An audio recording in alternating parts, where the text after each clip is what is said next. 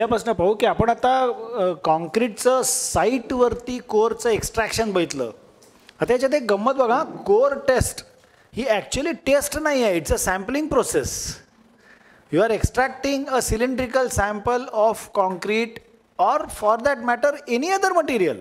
तुम्ही लाकडात कोर मारू शकता, ब्रिकवर्कमध्ये कोर मारू शकता, स्टोन मॅसोनरीमध्ये कोर कशातही मारू शकता तुम्ही.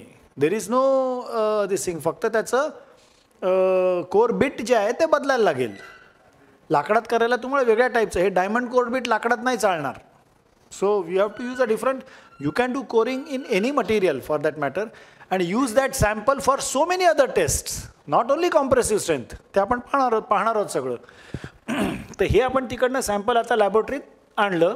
तर त्या सॅम्पलमध्ये जर आपण पाहिलं तर हनीकॉम्बिंग दिसते ऑलरेडी. आता हे हनीकॉम्बिंग असलेलं सॅम्पल जर आपण कॉम्प्रेसिव्ह स्ट्रेंथला लावलं मशीनमध्ये तर it will again not be true representative sample, कारण हनीकॉम्बिंग इज लोकलाइज्ड. आपल्याला काय हवं आहे, ओव्हरऑल कॉन्क्रीटची कॉम्प्रेसिव्ह स्ट्रेंथ हवी आहे.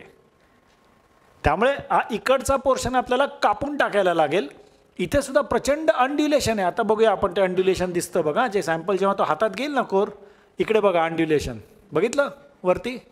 हां, ते for fraction of a second दिसलं म्हणून मी आता ते अनड्युलेशन काढून टाकण्यासाठी म्हणून आपण कोरला कॅपिंग करतो. कॅपिंगच्या 2-3 टेक्निक्स IS कोडने सांगितल्यात, त्यातली ही एक टेक्निक आहे. You can follow any of the methods, we are just showing one method.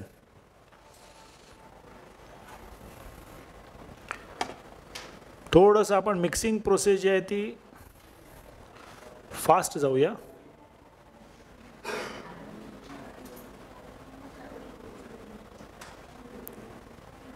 हे मिक्सिंग करतोय.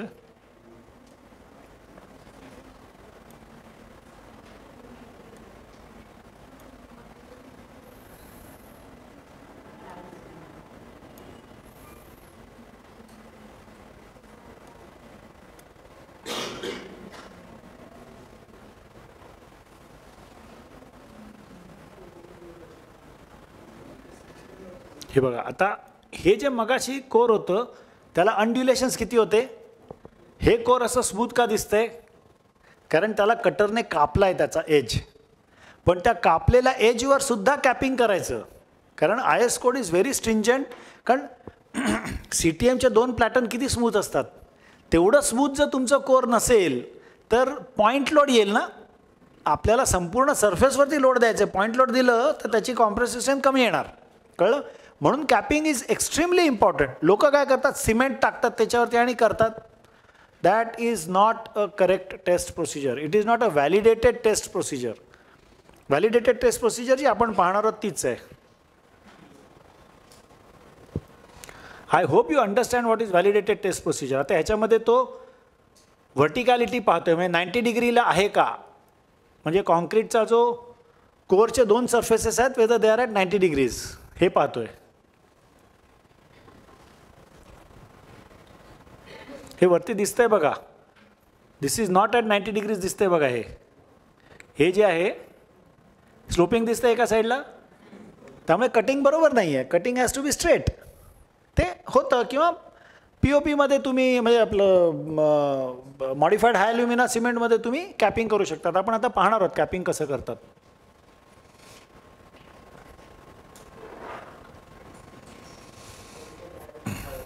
ह्याला कॅपिंग रिंग लावली त्याने, आणि कॅपिंग रिंगची हॉरिझॉन्टॅलिटी पाहतोय तो. कारण खालचा जो सरफेस आहे ना, हा surface it is made 100% horizontal. It is अ, तिथे आपण कॅपिंग प्लॅटफॉर्म म्हणालो होतो बघा, ते लिहिलं होतं. Why, because there is a separate capping platform. कुठच्याही प्लॅटफॉर्मवरती कॅपिंग नाही करत आम्ही. You have to do it on a specific platform की जो 100% हॉरिझॉन्टल असतो. जर खालचा प्लॅटफॉर्म हॉरिझॉन्टल नसेल तर कॅप कोरसुद्धा तिरकवू शकतं ना. क्लिअर.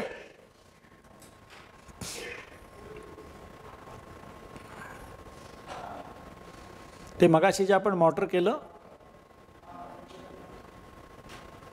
मॉर्टर नाही ते it is a cement paste, आणि we are checking the exact हॉरिझॉन्टॅलिटी.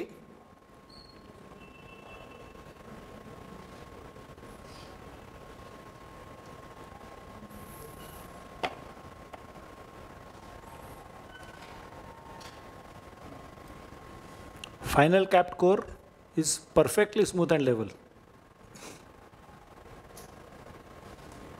आता मॅड का लिहिलं माहिती नाही, पण ते नाव येतं आणि त्याचं मग क्युरिंग करायचं 24 तास and then use it. Okay sir, हा व्हिडिओ आता कसा काढायचा? इथे स्टॉप करू? नाही, त्याला हाय ॲल्युमिना सिमेंट आणि पाणी वापरलं ना, ते दाखवलं ना आपण. हा व्हिडिओ बंद कसा करायचा सर? हां, हे ऑन करू आता.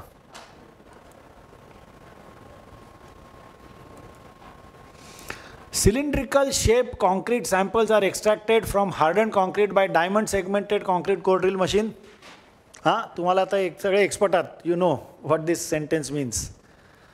Applications. Extracted cylindrical shape specimen can be used for following tests. Assessment of present in situ compressive strength of concrete member. बरोबर आहे? ते कोर जे आहे ते CTM वरती लावलं की compressive strength in situ. Try and understand. This is the only test which can give you in situ compressive strength. All other tests, Windsor probe म्हणा, Smith hammer म्हणा, pull off test आपण आता बघणार आहोत, सगळ्या tests are measuring a different property of concrete and deducing the compressive strength. This is the only test, but actually coring is not a test. Coring is a sampling process. Test काय आहे? Compression test, but of in situ. Very clear. USPV on stress or strain free concrete for calibration. हे वाक्य कळणं अत्यंत आवश्यक आहे. Stress आणि strain या दोन प्रॉपर्टीज आहेत कॉन्क्रीटच्या. कॉन्क्रीटवरती लोड आलं, कॉन्क्रीट काय कुठच्याही मटेरियलवरती, कॉन्क्रीटच मी आता आपण since we are discussing concrete, मी कॉन्क्रीट म्हणतो, but it can be for any other material. त्याच्यावरती जरासं लोड आलं की स्ट्रेस आला की स्ट्रेन आला. बरोबर आहे? Is it clear? स्ट्रेन म्हणजे काय? Change in length upon original length, किंवा change in breadth upon, change in dimension upon original dimension is strain. It can be lateral strain, longitudinal strain और whatever. Coming to the point, आपण जेव्हा एखाद्या कॉन्क्रीटच्या सॅम्पलमध्ये, म्हणजे ते beam असेल किंवा column असेल किंवा स्लॅब असेल, जर आपण स्ट्रेन मेजरमेंट करायचा प्रयत्न केला, स्ट्रेन आपण मेजर करू शकतो, हे माहिती आहे ना तुम्हाला? Strain is in micro strains, तसं युनिट असतं micro strains. So if we try to use strain, त्याच्यात ऑलरेडी असलेल्या लोडमुळे there is already a residual strain. बरोबर आहे?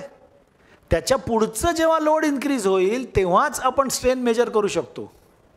पण जर एखादं स्ट्रक्चर आहे ज्याच्यावरती फुल्ली लोडेड आहे आणि ते लोड तसंच राहणार आहे, तर will there be a change in strain?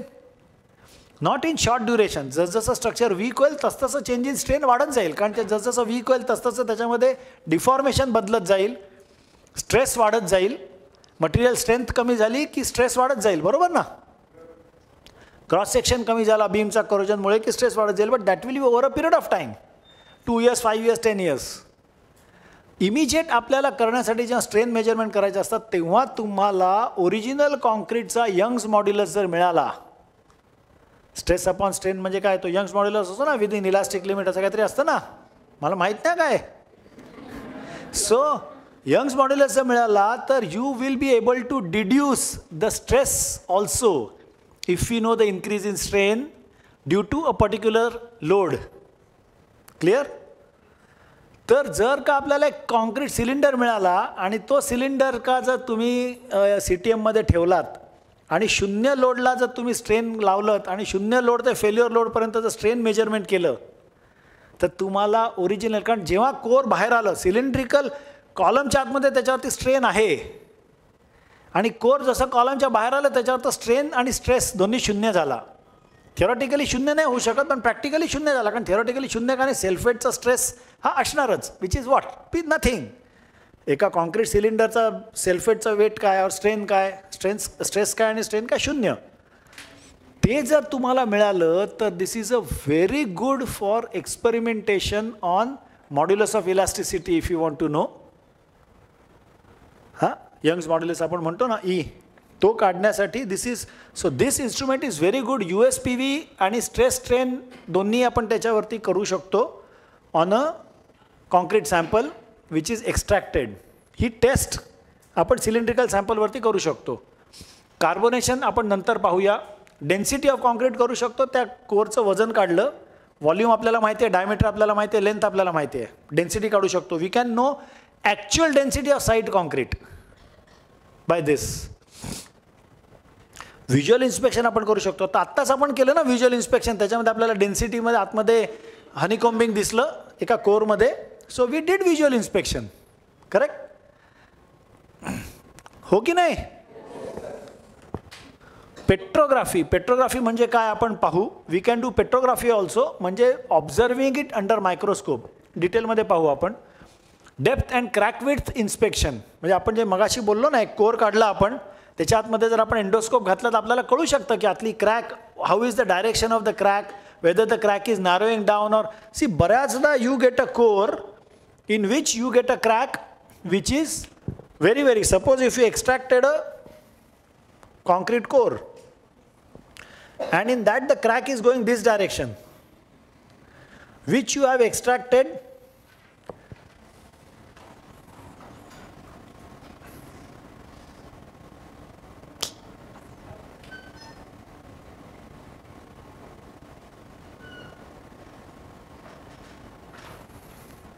so you know that this crack is going in this direction. Is this clear? Many a times you will get a crack in a concrete core which is narrowing down. So you can use a core, and once you get the hole, you can put an endoscope and check in which direction the crack is going. हे आपण endoscope मध्ये पाहिलं काल. Do's and don'ts. Correct diameter core bit shall be used for extraction minimum 3 times. Minimum 3 times of maximum size of aggregate. This is what IS code says. Why 3 times? Because if we use a core for compression test, suppose this is a core sample for compression test, and it has an aggregate of this size roughly, and if I am loading it, is there not a possibility that it will break like this? Correct? So IS code recommends 3 times. Why 3 times? Why not 2.5 times? Why not 3.5 times? They must have found it out empirically. You know, they must have done a lot of experimentation in some government laboratory, or since some international code says that we need not repeat the test, we have adopted some international code. 3 times, you know. So why 3 times? You can do experiment and check whether 2.5 times is enough or 3.5 times is enough. But it says maximum size of aggregate, not minimum. So if we are using 20 mm aggregate, 20 mm many a times may have 25 mm also, may have 30 mm also. It is not saying mean size of aggregate, it is saying maximum size of aggregate. So it is always better to use a 100 diameter core, 100 mm dia core for compressive strength test. It is better, but the limitation is the reinforcement. Somebody said ki reinforcement मध्ये आलं तर काय. See, आता कसं आहे की हे दिसतंय ना खालचं इकडचं, you can see it, right? If we have to take a core in a column, the column has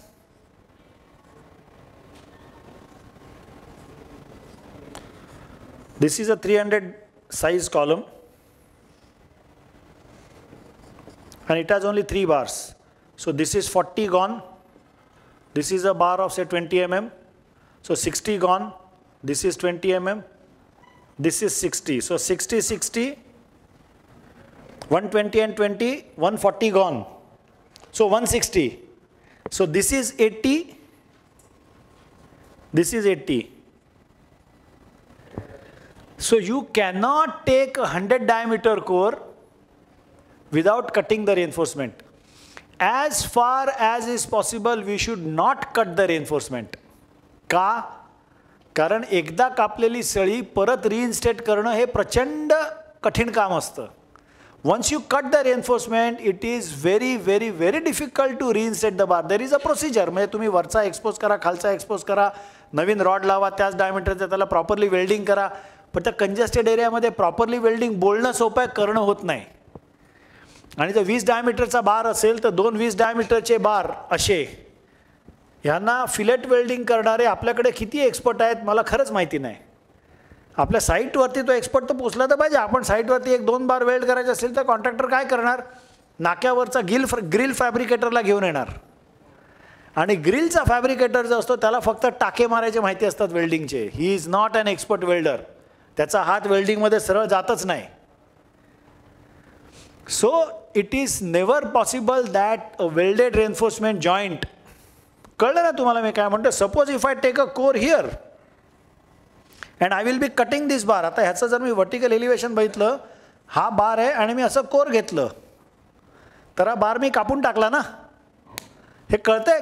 can people visualize what will happen is then I will have to expose this bar here and here because this portion is cut. I will have to put a new bar and weld it with the old bar just to ensure the continuity, and this welding is very very difficult. Is this clear? So as far as is possible you should not cut the reinforcement. Now here the distance is 80 mm, so I can take only 75 mm core. I cannot take 100 mm core, though 100 is desirable.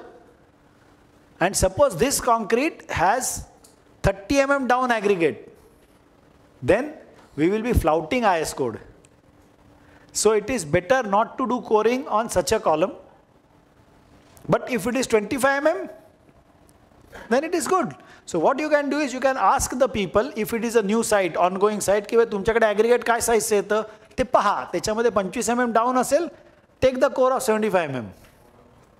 Otherwise, if it is an old building, 30-year-old building, where you do not know what is the size of the reinforcement used, size of the aggregate used, try and take a 75 mm core and try and see if you see 30 mm aggregate in that 75 mm core. कारण core दिसतं ना आपल्याला, आणि 10 take a decision. कळलं. हे practical रस्ते आहेत, तुम्ही how to decide. But it is preferred to take a core of 100 mm. But 75 also is acceptable. Even 50 mm is acceptable if your aggregate is 10 mm down. Or surely 15 mm down. बरंचसं जसं higher grade of ॲग्रिगेट्स आपण जसजसे करत जातो, म्हणजे if you go for M60, M70, M80 grade concrete, we use lower and lower size aggregate. म्हणजे बरंचसं aggregate 10 mm down ॲग्रिगेटने, बरंचसं कॉन्क्रीट 10 mm डाऊन ॲग्रिगेटने बनवलेलं असतं. त्याच्यामध्ये 50 mm चा कोरसुद्धा can be use for compressive strength. Very clearly, no challenge. Avoid coring in damaged or deteriorated structure. Why? Because it will not be true representative sample. Clear? Core shall be extracted for the required length only. Excess coring should be avoided. उगाच कशाला excessive coring करायचं. म्हणजे doctor म्हणला की अरे मला तुमचं blood taste करायला 5 ml रक्त पुरेसं आहे, पण मी एक 200 ml काढून ठेवतो. हे पागल आहे क्या?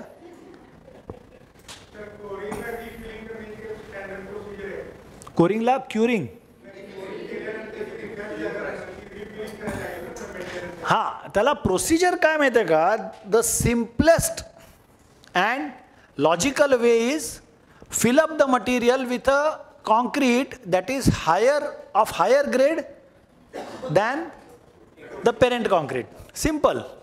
दुसरी गंमत कशी असते, ते कोरिंग केलेला जो आतला सरफेस असतो ना, तो इतका स्मूथ असतो की त्याचं बॉन्डिंग होत नाही. त्याला बॉन्डिंग एजंट लावायला लागतो. तर तो बॉन्डिंग एजंट 75 mm मध्ये हात जात नाही, ब्रश कसा जाणार? So you have to use a spray. आणि तिसरं म्हणजे कसं आहे की ते ठासून भरायला लागतं आतमध्ये. आणि if you do not compact it, तर how will you need a plate with म्हणजे आता 75 mm चा असेल तर त्याच्यामध्ये एक 50 mm ची प्लेट, जॅक हॅमर असतो ना, म्हणजे मोठा जॅक हॅमर तसा छोटा हॅमर मिळतो हँडहेल्ड, त्याला 50 mm ची प्लेट लावायची आणि ते ठोकायचं, म्हणजे ते कॉन्क्रीट आत बरोबर भरलं जातं. So this procedure is theoretically simple, practically very difficult to execute. Theoretically very simple, बोलणं सोपं आहे, but practically very difficult to. But this is a case that is how you should fill a core so that you are ensuring that the structure is not left with a defect in it. कारण core जिथे आपण काढतो तिकडे temporarily structure weak होत आहे ना.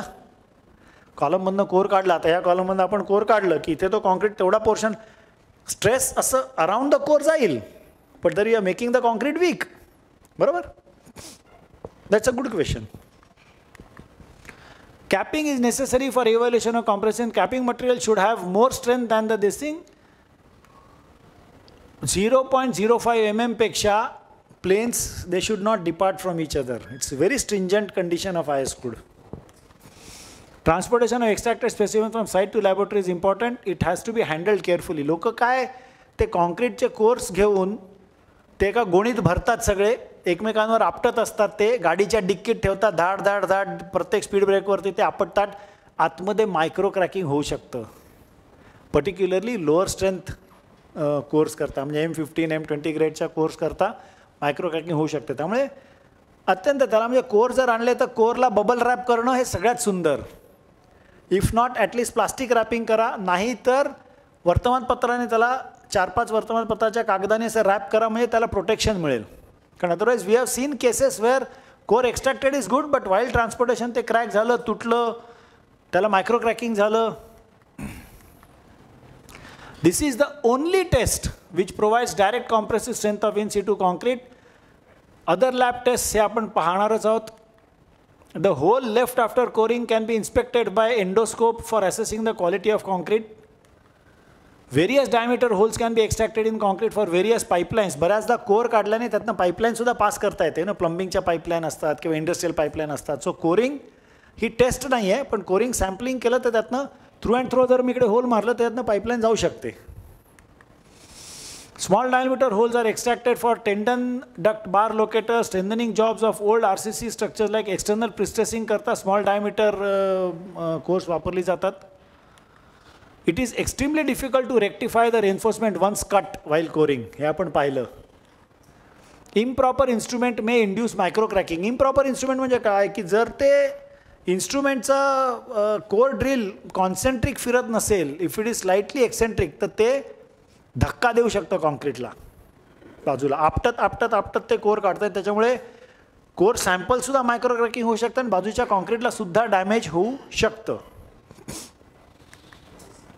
Require skilled and trained operators and technicians. कोरिंगचे वेगवेगळे हे small diameter 25 diameter handheld machine आहे हे कोरिंगचं. ही मोटर आहे आणि हे हातानेच असं सॅम्पल तुम्ही काढू शकता. कारण तुम्हाला 25 डायमीटर कोरला ही रॅक पिनियन जी अरेंजमेंट आहे खाली, हे काय झालं, ही जी रॅक पिनियन अरेंजमेंट आहे खाली ती गरज पडत नाही. You have to just 25 mm by तुम्हाला एक 50 mm 75 mm कोर काढायचं असतं, हाताने पण काढू शकता. हे हँडहेल्ड कोरिंग मशीन.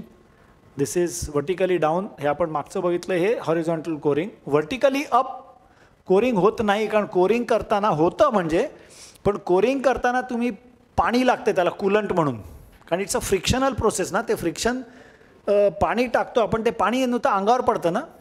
अंगावर पडतं म्हणजे तुम्ही रेनकोट घालून उभे राहाल, पण मशीनला काय करणार, मशीनवरती पाणी पडतं. त्यामुळे व्हर्टिकली अपवर्ड कोरिंग हे जनरली होत नाही. ते करायचं असेल तर त्याला एक कॅप मिळते, त्या कॅपला एक ट्यूब असते, ती कॅपमध्ये पाणी येतं आणि ते पाणी तुम्ही बाहेर काढू शकता. Vertically upward Koring is possible, but in all practical processes तुम्हाला वरतून कोरिंग काढताच येतं. म्हणजे रोडमध्ये म्हणा किंवा बेसमेंटच्या टॉपमध्ये म्हणा किंवा बेसमेंटच्या राफ्टमध्ये म्हणा, तुम्ही व्हर्टिकल कोरिंग अपवर्ड कोरिंग काढायची परिस्थिती माझ्या तरी 32 वर्षाच्या करिअरमध्ये कधीच आलेली नाही आहे. But means there is a machine that is available. Machine म्हणजे ह्याच मशीनला कॅप लावू शकता तुम्ही, but we have never used it. Coring वेगवेगळ्या हाईट्स आहे, किती हाईटवरती कोरिंग काढतात बघा, कारण इट्स खाली तुम्हाला हाईट दिसते ना, हे किती खाली आहे बघा, हे दुसऱ्या स्ट्रक्चरचं रूफ दिसतंय. So this is I think a silo or dead wall किंवा हायपरबोलिक पॅराबोलाइड कुलिंग टॉवर वगैरे. So it can be done at a height also आणि it can be use. It's म्हणजे होल त्या संपूर्ण मशीनचं वजन माझ्या मते 40-50 किलोच असतं. It's very light, not very heavy. Carbonation, आता पुढच्या प्रोसेसला आपण जातो आहे, तर सर आपण आता कार्बोनेशनचा व्हिडिओ पाहूया का. सिंपल प्रोसेस की ज्याच्यामध्ये हे कोरिंग मशीन तो दाखवतो आहे आपल्याला, की ज्या कोरिंग मशीनने हे सॅम्पल त्याने एक्स्ट्रॅक्ट केले.